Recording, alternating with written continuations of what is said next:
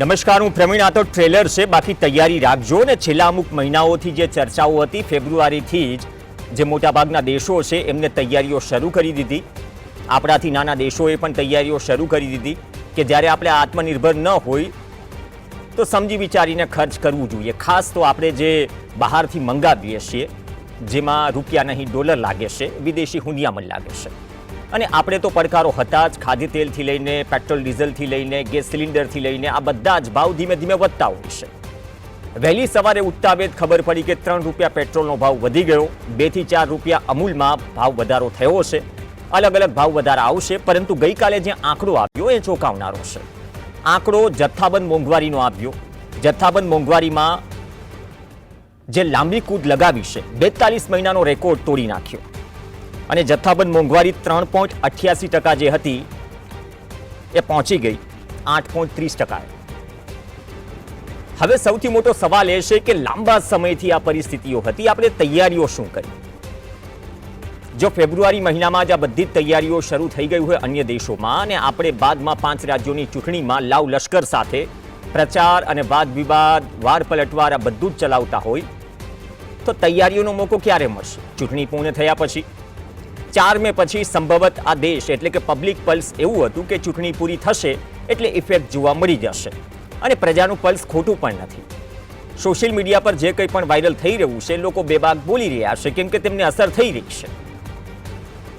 Gas cylinder આજે પણ black માર્કેટમાં મળી રહ્યો છે. હવે એ તો મોંઘવારીમાં કાઉન્ટ થઈ રહ્યું નથી. સૌથી મોટો સવાલ એ છે કે વડાપ્રધાને જે સલાહો આપી એ સલાહ બાદ જે મોંઘવારીનો વિસ્ફોટ થયો છે, આ જથ્થાબંધ મોંઘવારી વધી છે.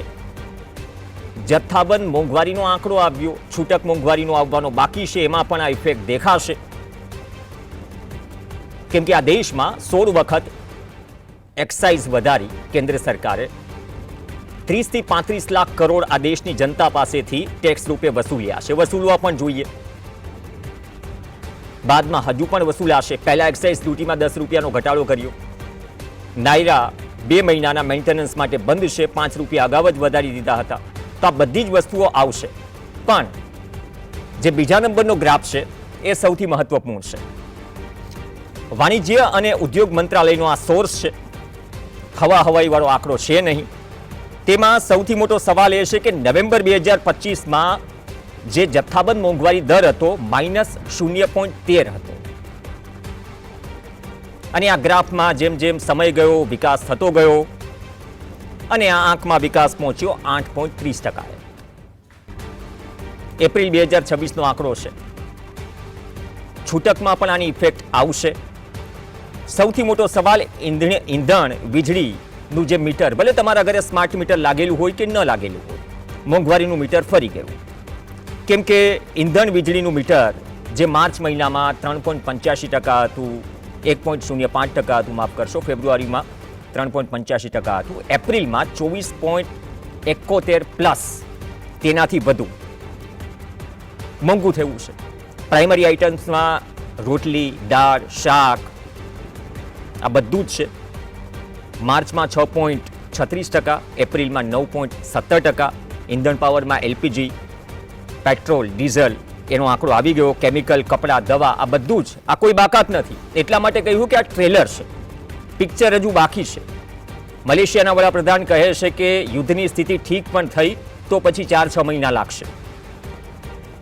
આપણા વડાપ્રધાન વિદેશ પ્રવાસે છે. ટ્રમ્પની ચીન મુલાકાત પર સૌની નજર હતી કે ટ્રમ્પ કહે, જિનપિંગ ઈરાનને સમજાવે, પણ એવા કોઈ વાવડ બીજિંગથી આવ્યા નથી. એટલે કહીએ છીએ તૈયારી રાખજો. ખાસ ચર્ચા માટે ખાસ મહેમાન આપણી સાથે જોડાઈ ગયા છે. ડૉક્ટર જયનારાયણભાઈ વ્યાસ આપણી સાથે જોડાઈ ગયા છે. વ્યાસ સાહેબ, સ્વાગત છે આપનું. વ્યાસ સાહેબ, તમે પણ પર્સનલ તમારા પ્લેટફોર્મ પર છેલ્લા ઘણા દિવસોથી, અમુક મહિનાઓથી આ મુદ્દો કેન્દ્રમાં રાખ્યો છે કે આવનાર સમયમાં પડકારો કયા છે દેશ સામે, આ અર્થવ્યવસ્થા સામે. સાહેબ, હિન્દીમાં 2 કહેવત છે. એક છે કે દેર આયે દુરુસ્ત આયે, બીજી છે બડી દેર કર દી હુજૂર આતે આતે. આ પરિસ્થિતિમાં છીએ આપણે કે આ ટ્રેલર છે, પિક્ચર તો હજુ બાકી છે? પ્રવીણભાઈ, આમાં ત્રીજી કહેવત લાગુ પાડે એવી છે. અને ત્રીજી કહેવત એવું કે છે કે in democracy you get the government you deserve.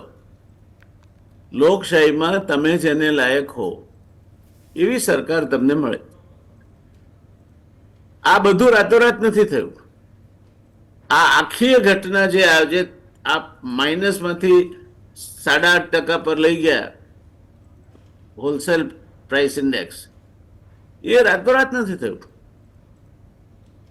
ખબર હતી કે હોર્મુઝની સ્ટ્રેટ બંધ થઈ, ખબર હતી કે પેટ્રોલિયમ પ્રોડક્ટ્સના ભાવ વધવાના છે, ખબર હતી કે તમારા પેટ્રોલ એટલે ઉર્જાના ભાવ વધે એટલે ટ્રાન્સપોર્ટથી માંડીને ઇન્ડસ્ટ્રીયલ પ્રોડક્શનના ભાવ વધે. તમને એ પણ ખબર હતી કે યુરિયાની શોર્ટેજ થશે, કારણ કે એલએનજી જોઈએ યુરિયા મેન્યુફેક્ચર કરવા માટે. આપણને આ વર્ષે 70 થી 80 લાખ ટન યુરિયાની શોર્ટેજ થવાની છે. ખબર હતી કે આપણે તેલ ઓછું ખાવું જોઈએ.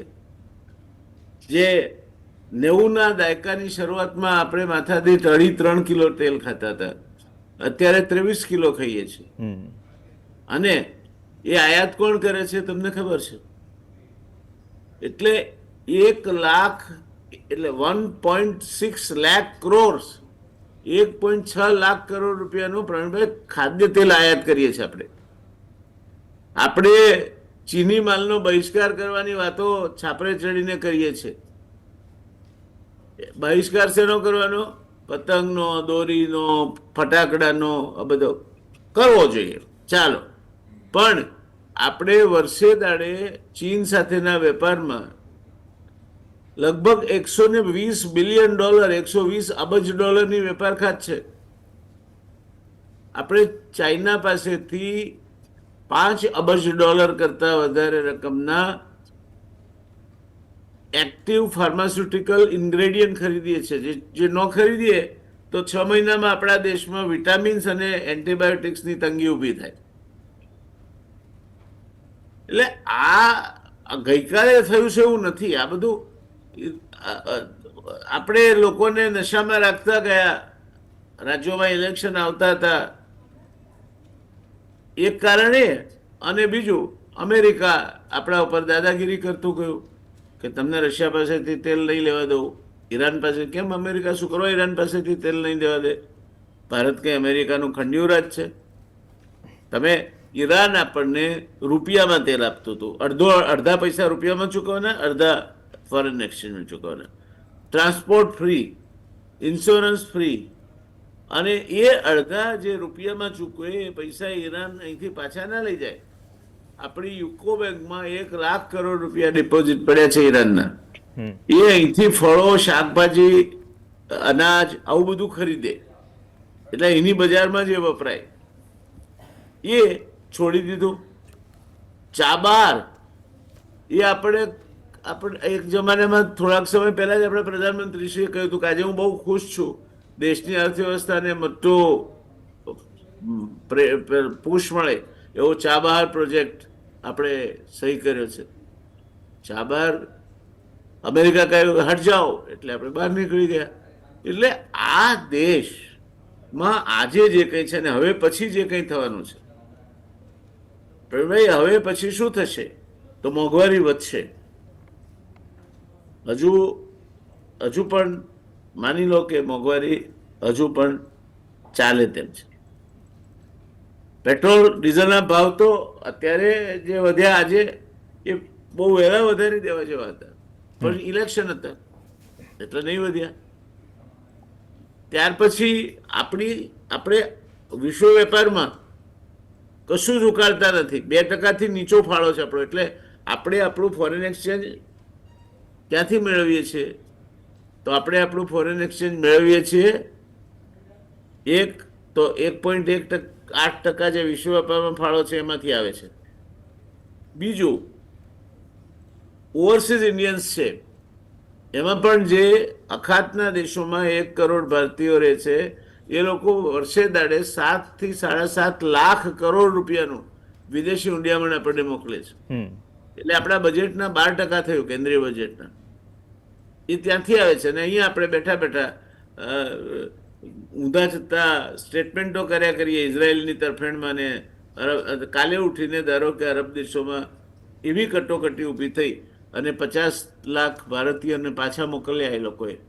કઈ રીતે સમાવશે એમને આ દેશમાં? 3 પ્લેન ભરીને ટ્રમ્પે પાછા મોકલ્યા હતા, એમાં તો આ દેશની હવા ટાઈટ થઈ ગઈ હતી. તો આ 50 લાખ ભારતીયો ગલ્ફમાંથી પાછા આવે શું થશે દેશનું? આ જે ભક્તો છે એમને પહેલા જાહેરમાં ઊભા કરી અને એમને બરાબરના ખરા દેશદ્રોહીઓ જ આ લોકો છે. એમને કોન્સિક્વન્સીસની સમજ જ નથી. ત્યાર પછી સોનું, પ્રધાનમંત્રી સાચું કહ્યું, સોનું ના ખરીદો 1 વર્ષ માટે. અરે ભાઈ, લગનસરા આવે, નાના મોટા પ્રસંગો આવે તો અમુક સોનું તો જોઈશે, તોય માની લો કે ના ખરીદીએ, એની સાથે વાંધો નથી. પ્રધાનમંત્રીની 1 વર્ષ માટે સોનું નહીં ખરીદવાની વાતને આપણે સોનાના ઝવેરાત દાગીનાના ઉદ્યોગ ઉપર બેંકોનું 60% ધિરાણ છે અને સૌથી સલામત ધિરાણ છે ગોલ્ડ લોનમાં, અને 6 થી 7 લાખ લોકોને સીધી રોજગારી મળે છે એમાં. તમે કહો નહીં સોનું ખરીદો એટલે શું થશે એ લોકોનું? એક ઝાટકે તમે 7 લાખ લોકોની રોજગારીનું ખાતમો બોલાવી દેશો. ચાલો ત્યાંય વાંધો નથી, તમે સોના ઉપર 15% ડ્યુટી નાખી, 2001માં ડ્યુટી કાઢી નાખી હતી આપણે. કેમ? કારણ કે દાણચોરી થતી હતી. હવે સોનું અને ચાંદી ઉપર તમે ડ્યુટી નાખી, પાછા દાણચોરીના ધંધા શરૂ થશે. તમે શુકરનારાયણ બખિયા ને હાજી મસ્તાન ને દાઉદની ગેંગ ને બધાને પાછો એક ધંધો ખોલી આપ્યો. એટલે તમે નીતિ વિષયક નિર્ણયો એવા લો છો કે જે આ દેશને ફાયદો ન કરાવે, નુકસાન કરાવે. હવાલાનો વેપાર શરૂ થશે, સોનું દાણચોરીથી આવશે. તમે 2 નંબરની અર્થવ્યવસ્થાને 2000ની નોટ કાઢીને દામવા માંગતા હતા, તમે દરેકને કાળા નાણાં પાછા લાવી અને દરેકના ખાતામાં તમે 15 લાખ રૂપિયા નાખવા માંગતા હતા. આવું તો કંઈ થયું નહીં. એટલે આપણે આવનાર સમયમાં, મેં મારા આજે જ જે એક કાર્યક્રમ કર્યો છે એમાં કહ્યું છે કે 3 વર્ષ ખાસ કરીને મધ્યમ અને નિમ્ન મધ્યમ વર્ગના જે કુટુંબો છે એ બેસે સાથે, એમણે ઘર ખર્ચમાં 50% કાપ કઈ રીતે મૂકવો સાથે બેસીને નક્કી કરવું પડશે. નવા કપડાં નહીં ખરીદે તો ચાલશે, પ્રસંગોમાં ખર્ચો નહીં કરીએ તો ચાલશે, જે અવોઇડેબલ ખર્ચા છે સાદાઈથી પ્રસંગો ઉકેલો. તમે તમારો બાકીના બજેટમાં જ્યાં કાપ મૂકી શકાતો હોય ત્યાં કાપ મૂકો. તમે પાન ખાવા સોસાયટીના તમારા મકાનમાંથી નાકે જવું હોય તો સ્કૂટરને કિક મારો છો, બંધ કરો. સિન્સિયરલી બેસીને તમારે 50% બજેટ ઉપર કઈ રીતે કાપ મૂકવો એ તમારે વિચારવું પડશે, તો જ તમે જીવતા રહી શકશો, નહીં તો જીવતા નહીં રહી શકો. સારી વાત કરી સાહેબ. જે કાફલા કલ્ચરમાંથી ગઈકાલે હેમંતભાઈએ પણ કહ્યું હતું કે કરકસર તરફ આપણે આગળ વધ્યા છીએ, પરંતુ પબ્લિક પલ્સ કે સોશિયલ મીડિયા પર જે વાતો થઈ રહી છે કે દેવેન્દ્ર ફડણવીસ બુલેટ લઈને આવે, ઠીક છે, એને ખબર નહીં હોય એવી લઈને આવી શકતા હતા, બુલેટની એવરેજ આમ પણ એ જે તમાશાબાજી જે ચાલી રહી છે, પ્રયાસ સારો છે, પણ સાહેબ જે તમાશાબાજી ચાલી રહી છે, આ તમાશાબાજી કરવાથી પણ શું થઈ જશે? તો પછી પહેલેથી જ કાફલા ઓછા કરી નાખો ને. આપણે રોડ શો કરીને આવીએ અને બાદમાં પેટ્રોલ ડીઝલ ની બચત કરવાની વાત કરીએ. બીજી વાત સાહેબ, તમે જે વેનેઝુએલા વાળી વાત કરી, 67 દિવસ આઈ થિંક રિપોર્ટ પ્રમાણે આપણને લાગે ત્યાંથી લાવતા, ઇન્સ્યોરન્સથી લઈને ટ્રાવેલિંગ કોસ્ટ જે છે એ પણ એક મોંઘી પડે, બાકી 5 કે 6 દિવસમાં ખાડી દેશોમાંથી આવી જાય. આ બધી જ પરિસ્થિતિમાં અમેરિકા શું ડિસાઇડ કરી રહ્યું છે? પ્રવીણભાઈ, બહુ ભોળા છીએ આપણે. આ તમે યુએઈ સાથે કરાર કર્યા, તે હોર્મુઝની સ્ટ્રેટમાંથી આવવા દેશે તો આવશે ને? એ તો તમારું ઉકલ્યું નથી. હમણાં ગઈકાલે જ એક ભારતના જહાજને ડુબાડી દીધું ઈરાને. તો કરાર કરવાથી થોડું આપણે ત્યાં આવી જવાનું છે પેટ્રોલિયમ ને ગેસ ને બધું. 50% આપણા ત્યાં નેચરલ ગેસ અને એલએનજી એ માત્ર ને માત્ર મસ્કત ઓમાનથી આવે છે. હવે એ હોર્મુઝની સમુદ્ર ધુનીમાંથી નહીં નીકળી શકે તો ક્યાંથી આવશે આ દેશમાં? એટલે આપણે લોકોને છેતરવાનું બંધ કરીને, એમાં ખાસ કરીને આ જે ભારતીય જનતા પાર્ટીના મંત્રીઓ, એમના કાર્યકરો, એમને જે આ અભરખા છે ને દરેક વસ્તુમાંથી આપત્તિમાંથી અવસર ઊભો કરવાના, તો આ 3 વર્ષ આપત્તિમાંથી અવસર ઊભો કરવા જશે તો લોકોને માટે તો મને જરાય હવે દયા આવતી જ નથી. કારણ કે કરોડરજ્જુ વગરના માણસો છે. ગમે તેટલો ભાવ વધારો થશે એ ચલાવી લે છે. અને વડાપ્રધાનશ્રીની આવડત એ છે કે નોટબંધી કરી તો કાળા નાણાં બંધ કરવાને દેશના નામે, ઓપરેશન સિંદૂર દેશભક્તિના નામે. અત્યારે તમારે મુશ્કેલી કરવાની છે, સહન કરવાની છે, દેશ માટે કરવાની. અરે તમારી નીતિઓના કારણે આ સ્થિતિ આવ્યો છે દેશ. અમેરિકા નક્કી કરી રહ્યું છે સાહેબ, બજારમાં અમેરિકા નક્કી કરી રહ્યું છે ક્યાંથી આપણે ક્રૂડ ખરીદવું. બાકી તો ઈરાન સાથે સંબંધો સારા હતા જ મુશ્કેલ પરિસ્થિતિમાં ઊભું હતું. રશિયા સાથે સંબંધો સારા હતા. ટ્રમ્પ જે જિનપિંગ પાસે ગયા છે એવી આશા હતી કે ચલો ઈરાનને કહેશે કંઈક થોડી સ્થિતિ સાધારણ પડશે. ઉલટાનું તો ઈરાને કંઈક જે માફ કરશો, જે ચીને તો અલગ કહી દીધું, એ કોઈ મુદ્દો તો આવ્યો જ નથી. એટલે હવે ટ્રમ્પ અને જિનપિંગ. બીજી તરફ તમે જે વાત કરી કે આપણે નંબર 1 ટ્રેડિંગ પાર્ટનર છે ચીન, આપણે વારથી વારે આપણે બોયકોટ કરવાની વાત કરીએ છીએ, તો આમાં તો સૌ પોતાનું કરી રહ્યા છીએ. આપણે આપણું કેટલું કર્યું એ થાય ને પ્રવીણભાઈ. હા, હજુ તમે વિચાર કરો, જે દિવસે ડોલર 100 રૂપિયાની સપાટીએ પહોંચશે ને તે દિવસે તમારા આ બધી આયાતોની કિંમત શું થશે? તમારી એનર્જી કોસ્ટ શું થશે? તમારી ખાધા ખોરાકીના તેલની આયાતની કિંમત શું થશે? આ મોટા મોટા તેલિયા રાજાઓ પામોલીન આયાત કોણ કરે છે આ દેશમાં? આપણે 23 કિલો માથાદીઠ તેલ ખાઈએ છીએ. શું જરૂરી છે? કેમ 3 કે 4 કિલો પહેલા ચાલતું જ હતું, 3 કે 4 કિલોમાં 1990 સુધી આપણે જ આ અદાણી અને બધાને ઊભા કર્યા છે. વિલ્મર આવ્યું ને આ આવ્યું ને તે આવ્યું. એટલે ઘરે હું તો બહુ સ્પષ્ટ વાત કહેવાવાળો માણસ છું. મધ્યમ વર્ગ અને ઉચ્ચ મધ્યમ વર્ગનું આખું પરિવાર સાથે બેસે આજે સાંજે અને પ્રમાણિકતાપૂર્વક પોતાનો હિસાબ મૂકે કે ભાઈ આપણી આવક 10,000, ખર્ચો એ સામે આપણે 8,000નો કરવાનો, 2,000 રૂપિયા મેડિકલ કન્ટીજન્સીસ માટે રાખવાના. તો 8,000ના બદલે અત્યારે 12,000 ખર્ચો થાય છે, તો કઈ રીતે 8,000 કરવો? આ નક્કી કરીને 3 વર્ષ સુધી તમારે તલવારની ધાર પર જીવવું પડશે. રાઈટ. આ એ લોકોને કે જે શાકભાજી કે જીવન જરૂરિયાતની વસ્તુઓમાં ખર્ચો પ્રતિદિન કેટલો થાય છે એક ડાયરીમાં લખે છે, અને એ વર્ગ બહુ મોટો છે. સાહેબ, જે દેશમાં 80 કરોડ લોકોને મફત 5 કિલો અનાજ અપાતું હોય, એ દેશના પ્રધાનમંત્રી સોનું ઓછું ખરીદવાની કે ન ખરીદવાની 1 વર્ષ સુધી વાત કરે. બીજી તરફ જે એક રિપોર્ટ આવ્યો, એક એક્સપર્ટે કહ્યું કે પહેલાં 100% આવતું હતું, 60% આપણે ક્રૂડ આવે છે અત્યારે, એમાંથી 25% તો રિફાઇન્ડ થઈને બહાર જાય છે. તો 2 મુદ્દા છે. જો એનર્જી ક્રાઇસિસ છે તો બહાર મોકલવાની, એમાં કન્ટ્રી ફર્સ્ટ કેમ નથી આવતું? બીજો મુદ્દો કે આટલી બધી વસ્તુઓમાં આપણે એક્સાઇઝ ડ્યુટી આટલા અત્યાર સુધી વધારી. 2018-19માં સરકારને જ્યારે કંઈ સૂઝ્યું નહીં તો ઓઇલ બોન્ડ્સ યાદ આવ્યા જૂના, પણ એમાં તો એટલું રીપે થયું નથી, ઇન્ટરેસ્ટ પણ પૂરું રીપે થયું નથી. તો ઉઘરાણી ઘણી થઈ છે ટેક્સ રૂપે. 60 રૂપિયા સુધી આપણે લીટરે ટેક્સ આપ્યો છે સરકારને, એ જરૂરી પણ છે. પણ હવે આ પરિસ્થિતિમાં નીતિઓનું ફેલિયર એ સ્વીકારવા તો કોઈ તૈયાર નથી. નહીં, પ્રજા છે ને એની મતી બેર મારી ગઈ છે. એને હવે કશું નડતું નથી. ભાવ વધ્યા પચાઈ જાય છે. આ તકલીફ છે. એક વખતે એલડી એન્જિનિયરિંગ કોલેજની ફૂડ બિલ વધ્યું હોસ્ટેલમાં, એમાંથી નવનિર્માણનું આંદોલન થયેલું. સાહેબ,